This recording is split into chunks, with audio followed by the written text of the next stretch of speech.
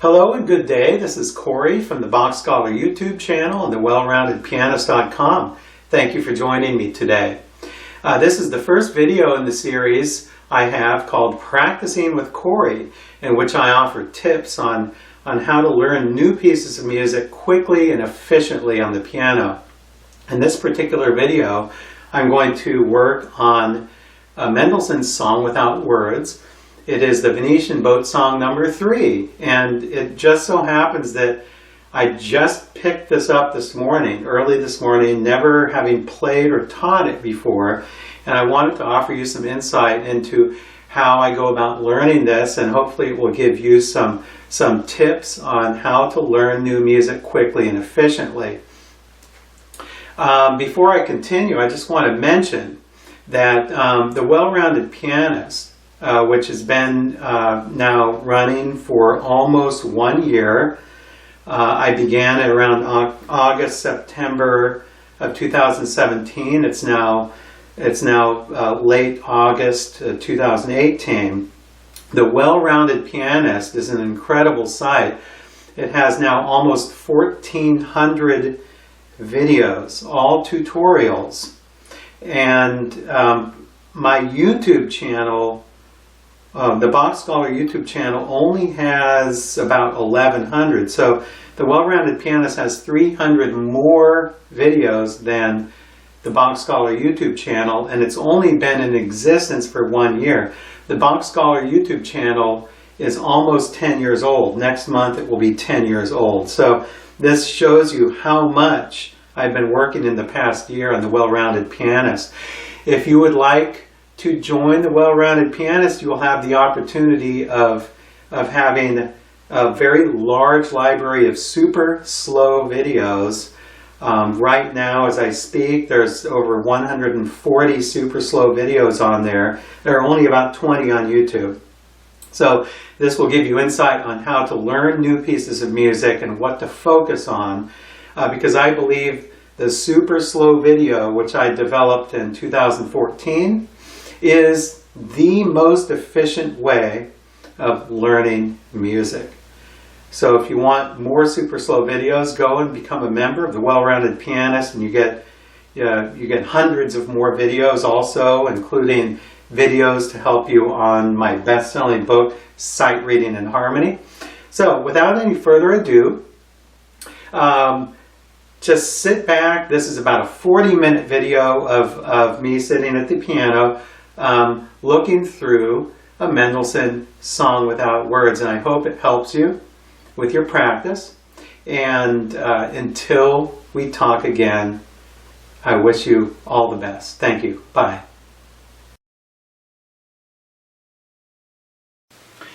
Hello, welcome to my practice session here. It is about 20 after 8 on a Tuesday morning. Usually on Tuesday I have a lesson I give on Skype at 8, but it was canceled. So I have a little time to practice here. And I just wanted to show you, all the viewers in YouTube, what I do to practice. And what I think the most efficient way of practicing is in learning a new piece. I have here the Songs Without Words by Mendelssohn, and the cover is missing, but it is the Schirmer edition here, the yellow edition, Schirmer. You know, it's going to look like this, a yellow edition. And I have by no means played all of these. I have taught many of them. Several of them I have taught to students. I've played many of them. It's like a treasure trove of beautiful music. And in this video here, I'm going to show you how I am approaching one I've never played before, never played or taught it before. And I want to just run you through just an uncut version of what I do to practice. This will be a little practice session here that I'll just you can just sit back and watch. You know, I'm sitting here with my morning coffee, as I usually do. My computer is here in front of me. Here's my piano, and I just wanted to bring you all into my room here to get a glimpse of what I do to practice. Now, if you have another edition, that's fine, but if you can find, if you want to follow along in the score, this is the Venetian Boat Song number 3, Opus 62, number 5, okay? I've played and taught the other Venetian boat songs. There's number 1 and there's number 2, and it's funny, you know, as long as I've had this book a long time. The cover is missing, you know, I've had it probably since high school. I never even realized there was a Venetian boat song number 3 until maybe a couple months ago. I was looking through it and oh, there's a Venetian boat song number 3. I think maybe I'll work on that sometime. So I'm finally getting around to it this morning on a Tuesday morning at about 20 after 8. And I want to show you what I do. Okay, so I haven't played or taught this, as I said, and I've looked at it for a few minutes before I made this video. So I'm almost sight reading. I mean, I'm not totally sight reading, but it's almost sight reading. It is new.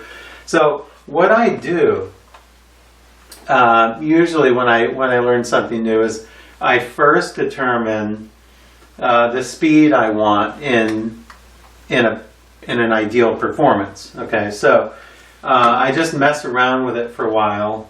It says andante con moto, so let me see. It's in 6/8. 1, 2, 3, 4, 5.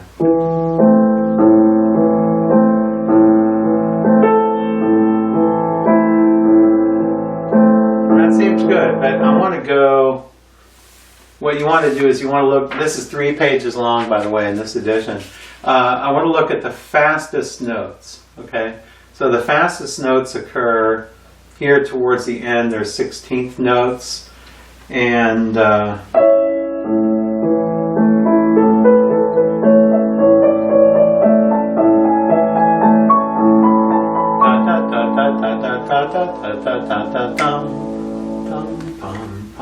let me see what that is.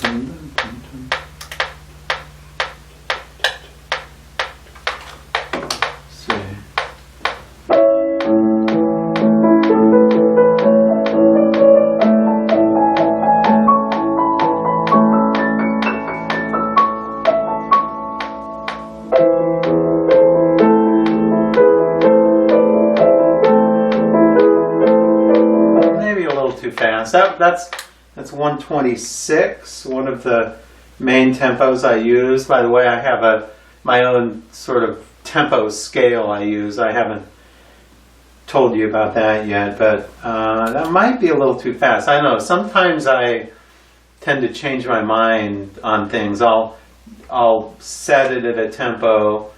I'll practice it for a couple days. Then it might be a little too fast or a little too slow. I think here that might be too fast. Let me see. Let me check this one.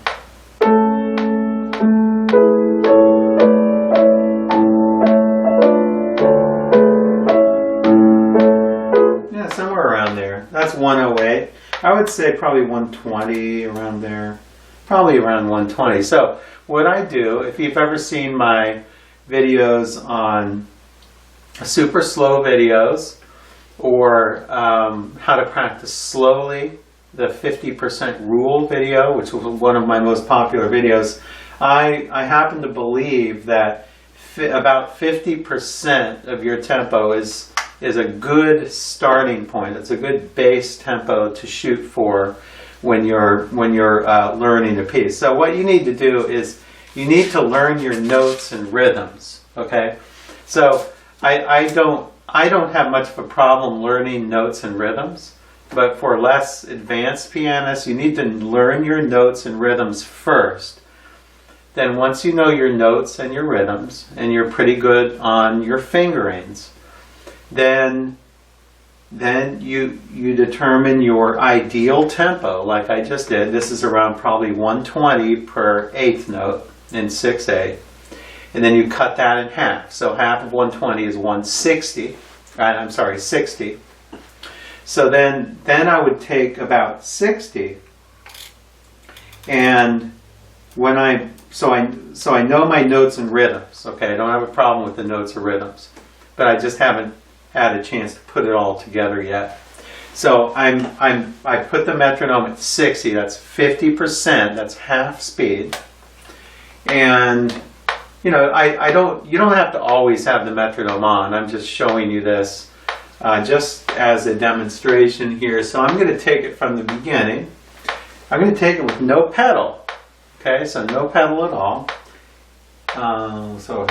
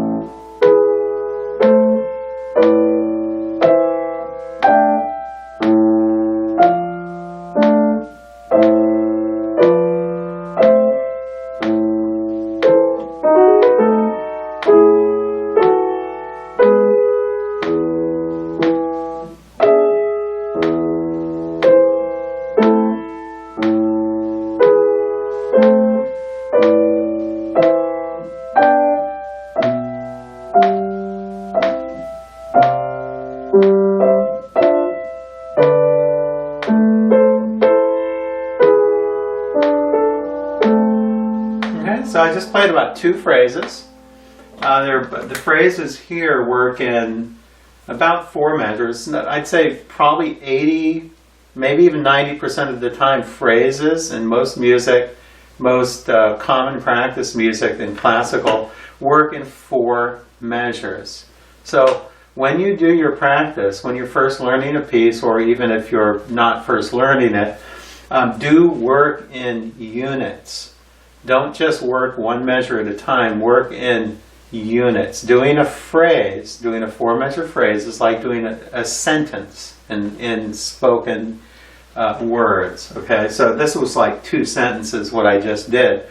Notice also that when you're practicing, you need to be comfortable. Okay, so because I'm teaching and studying a lot, I have this chair. So I've gotten rid of my professional piano stool, okay, the adjustable piano stool. Actually, it started squeaking and it was really annoying, so I don't use that anymore. I just use this office chair. I know it doesn't look really professional as a pianist, but it gives me a back support here to work with. So you don't need to be so concerned with always trying to look like a concert pianist when you're practicing, you know, on a professional stool. And you know, be comfortable. Get a chair with a back on it. Be comfortable when you practice, okay?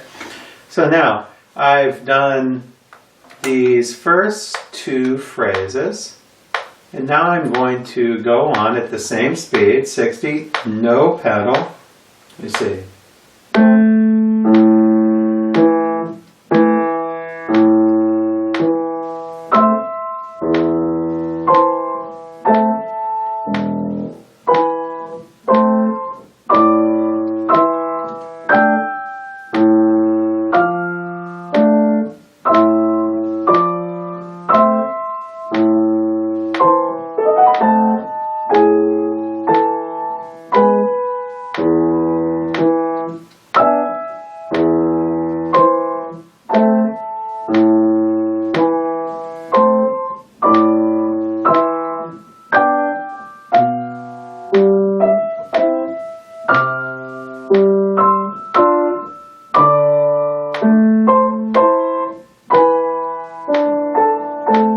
Couple phrases. Now comes another section here. I call it the B section. Notice how my right hand is a little louder than the left hand. So even from the beginning, even when you're first learning a piece, you need to be very attentive to balance between the hands.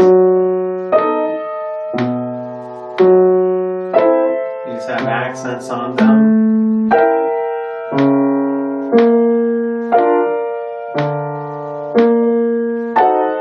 Look at how loose I am. Very loose. I'm not tightening up.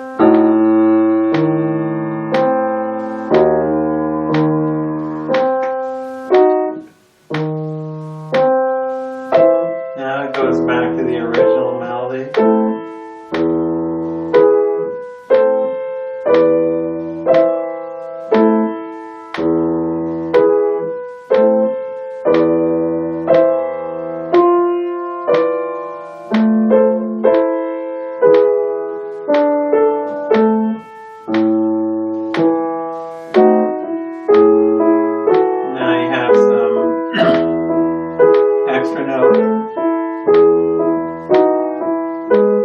Mendelssohn threw in there. We're bringing out the melody.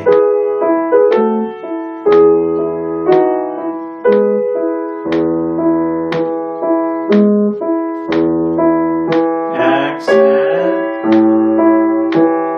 Accent. Notice how I'm always, got a page turn here, always be attentive to your dynamics and the balance between the hands and the articulation, the staccatos or legatos from the very beginning. From the very beginning, okay? So don't just learn notes and don't worry about music until later. The music comes first. I know it sounds pretty dry now because I'm not using pedal, but all of the musical elements are in place, minus the pedal. And it's at half speed. So I'll continue here.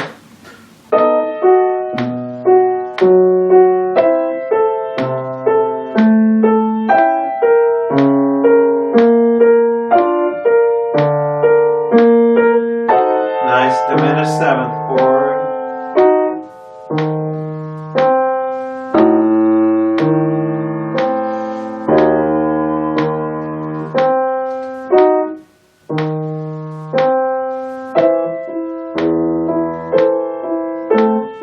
This is a great piece for students to learn rotation with their wrist. Notice how, I'll just stop here. Notice how this has a lot of this rotating on your thumb and coming over like that. You have to be very loose in your wrists here.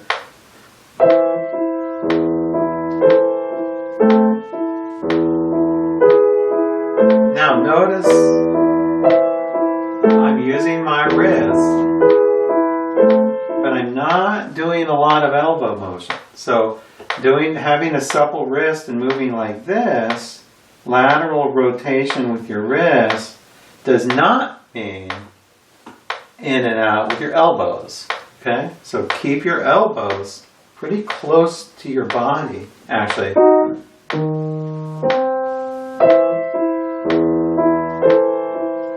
See how my elbows, or at least my right elbow, because it's not moving very much, is close to my body.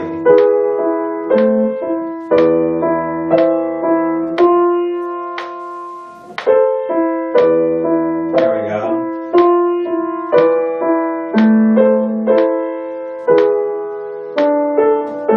See, when you play half speed, you allow yourself to hear everything.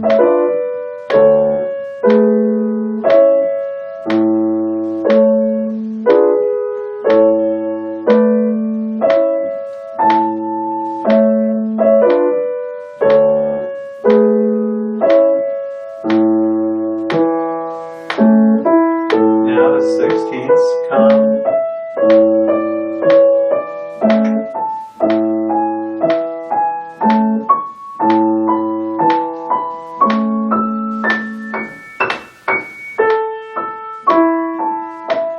This is forte in the left hand.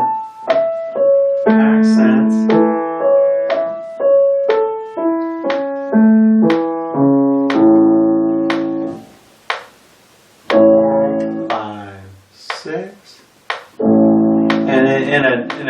ideal performance, there will be a little retard there at the end too. Notice how I'm practicing softly. A lot of this is piano and pianissimo with some accents in it. There are a few fortes, but predominantly it's a pretty soft piece. Now, let's say, I've practiced that for a day or two at half speed. So, no pedal. Okay, it's good to do things from the beginning with no pedal. Excuse me. So now I'm going to just run through it. I'm going to run through it again, the same speed.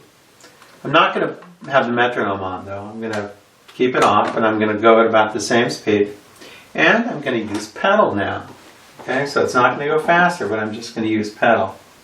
Very relaxed. Make sure you're sitting in a nice, comfortable chair.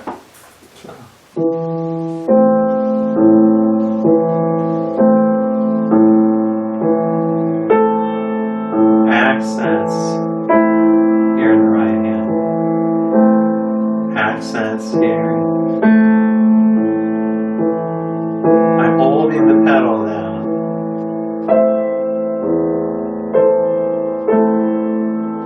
That's an A.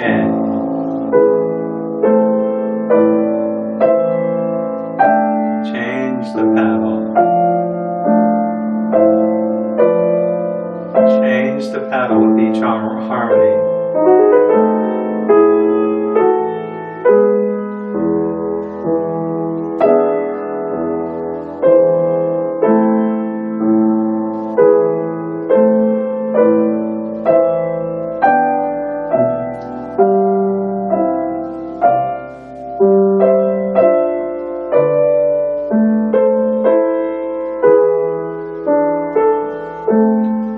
I've never even knew this piece after all these years of playing piano. Beautiful. Wait, I keep forgetting. Yeah, that is an A here. Sorry, it's got 3 lines. I should know that by now.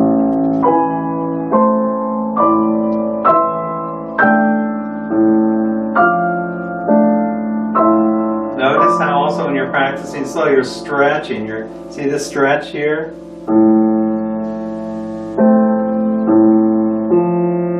Or you could do that. Probably easier to do that. So, and that's another thing I do when I practice. Sometimes fingerings change. You might do something with a certain fingering when it's at half speed. And then when you're at full speed, you might feel that you want to do it differently. So sometimes I'll debate, and fingering is not cast into stone. A lot of students think, oh, I have to get the fingering perfect from the beginning, but that's not possible. Usually not possible.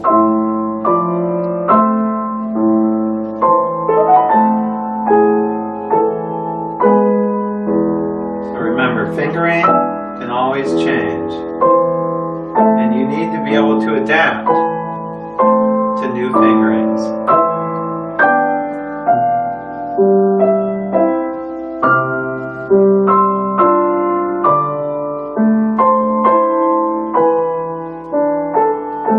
Beautiful.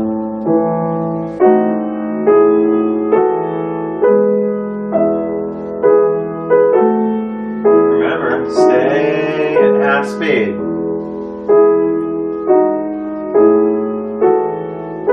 By the way, this edition does have fingerings on it, and they're pretty good. I like this Schirmer edition of the Songs Without Words. Good fingerings. I use probably 80 to 90% of them. Sometimes I disagree with them, in which case I just play my own fingerings, but I am pretty much following their fingerings they have here.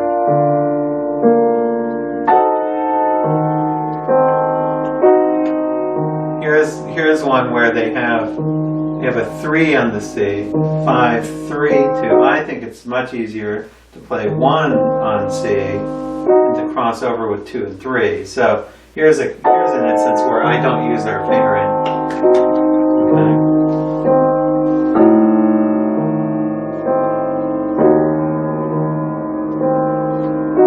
Beautiful diminished 7th chord.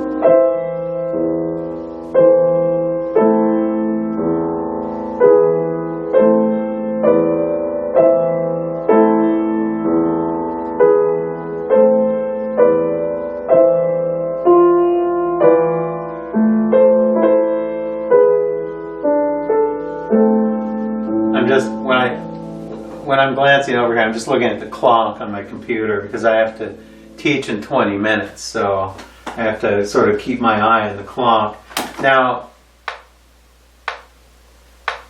I'm just testing myself to see how close I am to half speed still. I've gone a little faster.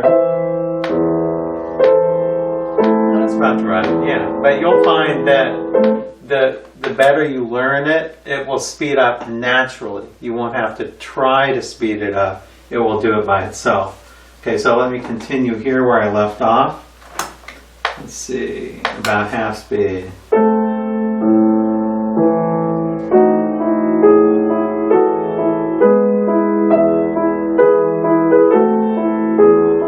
I'm striving for a good balance. The left hand is really soft. The right hand is only semi-soft.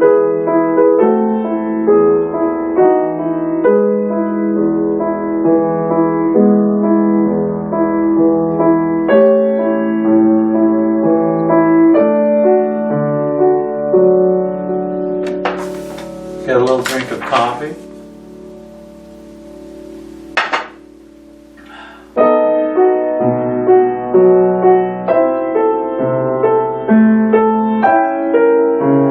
These are big accents, sforzandos in the right hand. Big fortissimo. This is the climax of the piece right here. Notice how I'm getting louder. Keep the pedal down. Now it gets soft again.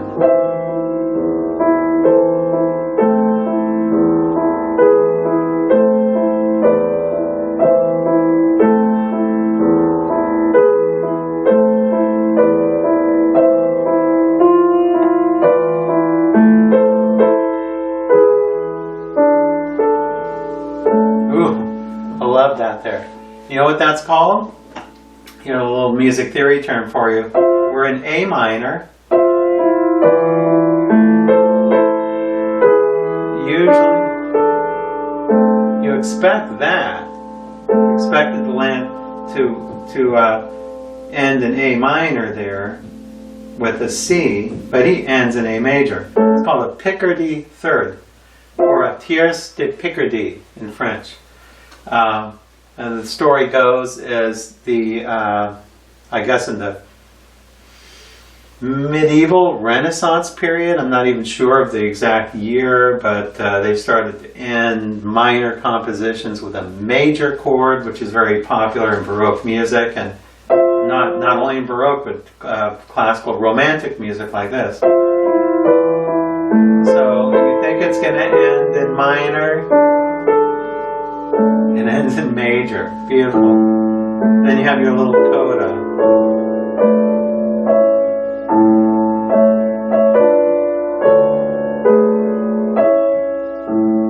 Always listen to the pedal.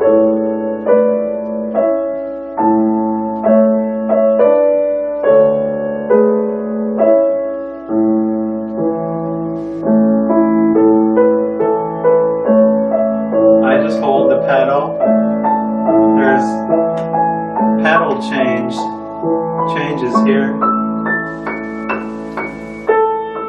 The pedal's all the way down. I don't even change it. Bring out the left hand. Really soft. Keep holding the pedal. 2, 3. Okay? It's about half speed. So let's say I've been working on this for, say, a week or however long it takes you to learn it. But I'm a very, very fast learner. So what I just did here in half an hour in the morning, and I've never seen or taught this piece before, never played it or taught it.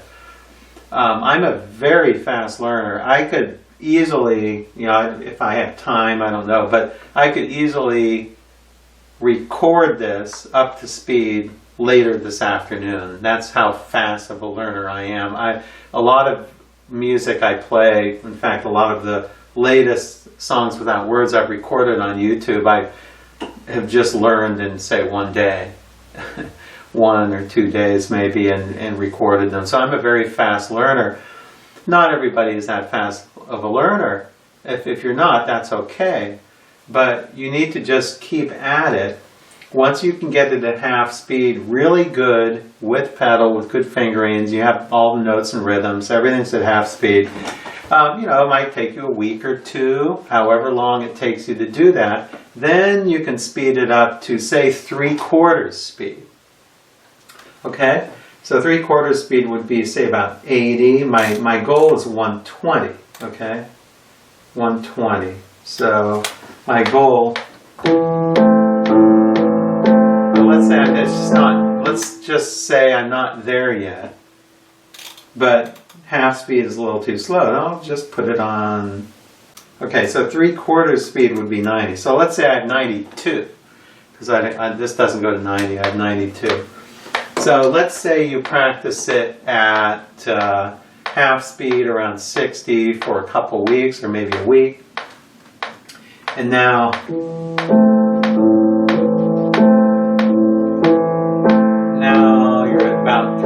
Speed. So I'm going to run through it now at about 3/4 speed. No metronome.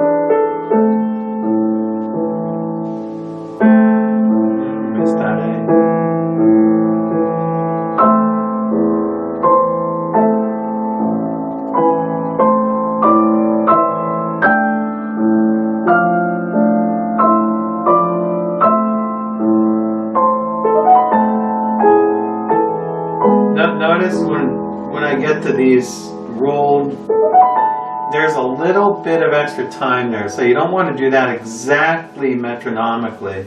So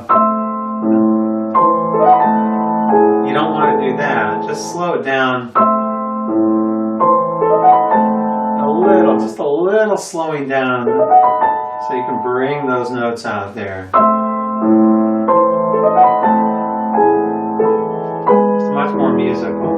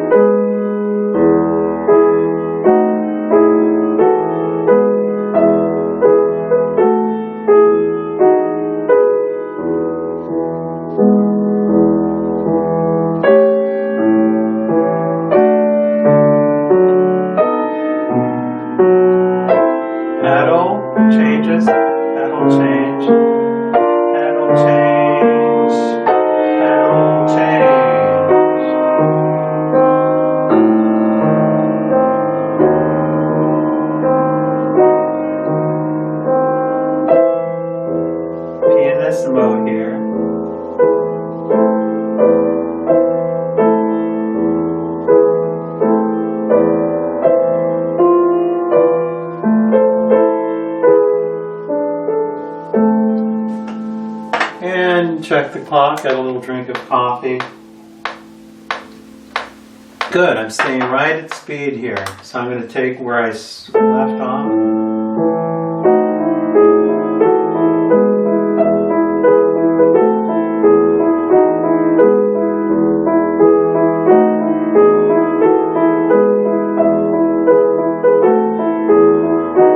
Notice how I'm just caressing the keys.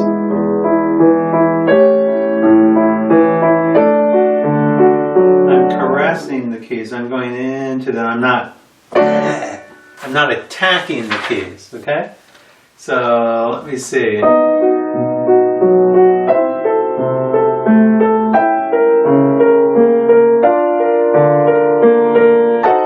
Fortissimo. Very dramatic. And it soft, soft, soft, soft. It gets soft.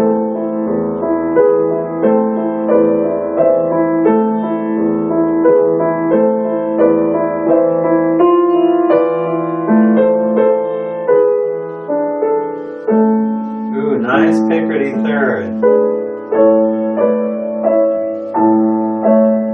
Also, when you play slow like this, it gives you time to do some analysis. You need to know what you're playing, know the chords you're playing.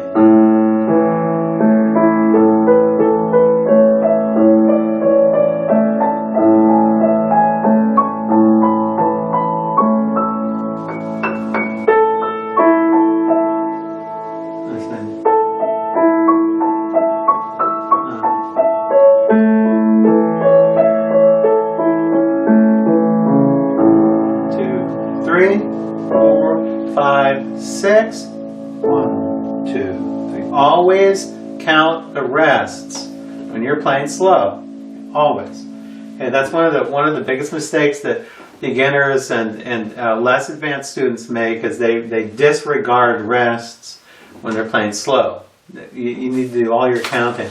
So let's say I learned it at half speed, 50%, no pedal. The notes and the rhythms, fingerings are all worked out. You need to work out the levels between the hands. We call that the balance between the hands. In this kind of music, usually 90%, maybe 80% of the time, it's the right hand is a little louder than the left because the right hand usually has the melody. So let's say you're at half speed. You do that until you can do that well. Start to add pedal. Pedal's kind of sort of like the spice of the food. You know, you make your food, you make your recipe, then you add your salt and whatever spices you need for it. So the pedal smooths everything out and spices it up. And then after you do it at half speed, then you work on it at around 3/4 speed, which is good. You can also do 2/3, somewhere between half and full. 50% and 100%, and then maybe the next week you can achieve your goal. Maybe let's say I've been working on it for a while, and I want to try it up to speed, so I put it on 120. Andante con moto. Okay, you have to know your words. If this were andante espressivo or andante probably andante cantabile or andante espressivo, something like that. That would be a slower andante. So con moto with these composers like Mendelssohn always means a little on the fast side. So it's andante, it's slow, it's a walking speed, but not too slow. Okay, that's why I choose 120. If it were andante, say andante espressivo or andante cantabile or something that implies a slower speed, I probably would choose something closer to 100. So it depends, okay? So now I just have a couple minutes left here, so I'm just going to play a little bit at what I think is full speed now. Now this could always change. I could always change my mind later, but...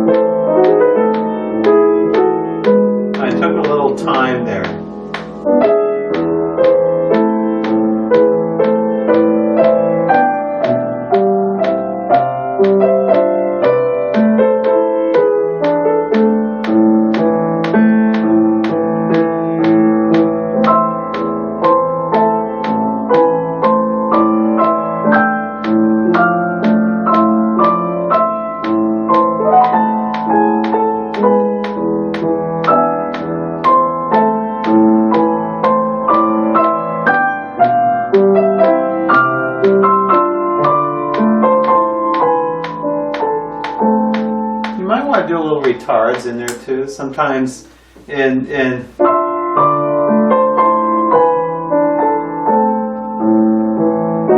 you can pick the speed back up there. Mendelssohn doesn't write ritardando, but that's an interpretive thing you can think about when you're working on it, and it's something I haven't decided on yet. So these are things that I also take into consideration when I practice, but this has only been, I've worked on this piece for about 40 minutes, okay, with you in the video and a few minutes before that, and I can almost play the whole thing up to speed, okay?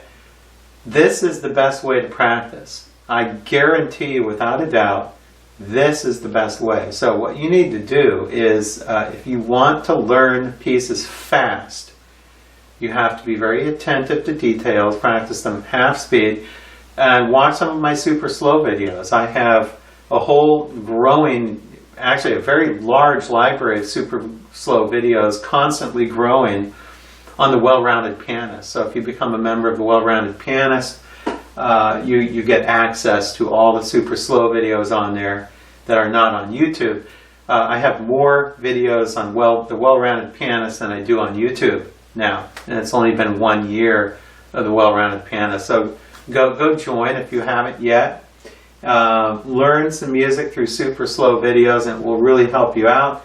Thank you for joining me today. I wanted to really bring you in on an informal session here at what I do to practice and how I'm able to learn so much music so quickly. It all depends on your desire and your willingness to slow things down, take things slowly, don't tighten up, don't tense up, don't be so concerned about fingering. Fingering can always change. Okay, but do be concerned about the notes and the rhythms and the dynamics and the expression. And yes, fingering is important, but it can change through the stages. Okay, so what I played today, some of my fingerings might change in a week. Okay, so don't get so concerned about that. Thank you for joining me today. Go check out the Well-Rounded Pianist and join if you would like access to very large, growing, super slow video library. Until next time, I'll see you. Bye.